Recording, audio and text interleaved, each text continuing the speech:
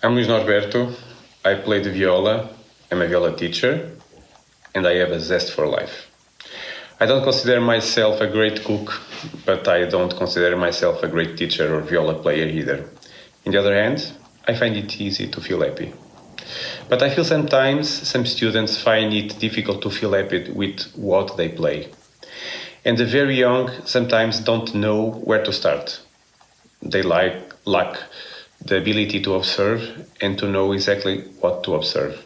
So, I'd like to share my rereadings and adaptation of ideas proposed by Professor Burton Kaplan to make studying more effective and tasty. So why not make connections between eating and playing an instrument? Savoring or making a pizza is the perfect shortcut and pretext for me.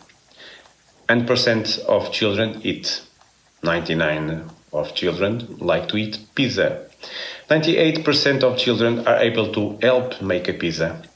My little talk is about how, with some creativity, we can help students acquire methods and reference through their gaze and bring more happiness to our students' practice and flavor to our classes.